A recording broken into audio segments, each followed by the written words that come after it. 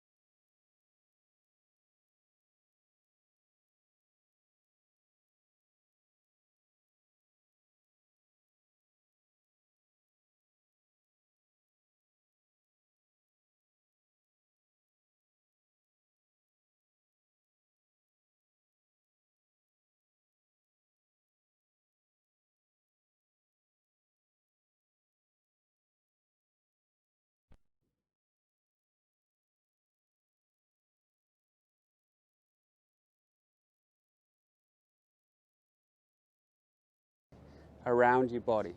Just let it swing, and you'll notice if you're doing anything funky, like you're pulling or you got it too wristy or you're in awkward positions, it's going to feel heavy. We want this to feel as light and as easy to swing as possible.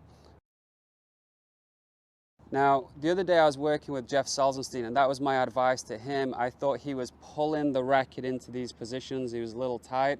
So the first thing when I'm on court with people is I'm just asking them to feel like they can swing the racket freely, and then from there maybe we can add something to that or look at what they are doing to prevent themselves from having this smooth swing. Now for myself, I feel like I'm doing a whole bunch of things that are preventing me from doing this kinetic chain that I know how to do. I can explain it, I can demonstrate it, but when the ball comes I end up being in a position that's a little bit awkward and I'm pulling it around my body, and it's just not the kinetic chain that I'm looking for. Just one more thing, I want to go into a bit more detail about this kinetic chain and explain that when you take it back, when you take the racket back, we do so with the body, the arm, and then the racket. So that's kind of the sequence. It might not be that elaborate, maybe you feel like you just get it back here, but that's generally the kinetic chain of going body, arm, racket. Into contact, we go body, arm, racket, and after contact, we go racket, arm, body. So that's the sequence of the kinetic chain.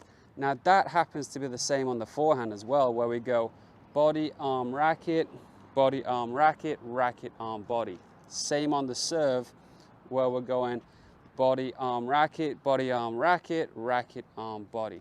Now if we can swing it smoothly on all of these shots, we can start to put right a lot of errors that a lot of people are doing. Now, as I said, for myself, I got to try and figure out what I'm doing with my body to stop myself from just swinging the racket smoothly. And unfortunately, there's a bunch of things. And I feel like everything's locked. So my front foot gets a little sideways, my knee gets a little locked where I feel like I can't turn around it, and my hip gets a little locked. I end up going backwards like this. So now I'm trying to rotate around something that feels like it's just in the way, as opposed to if I keep everything a little bit loose and bent and not locked, I feel like I can rotate around that front leg and turn my shoulders. But I also feel like sometimes my arms get locked.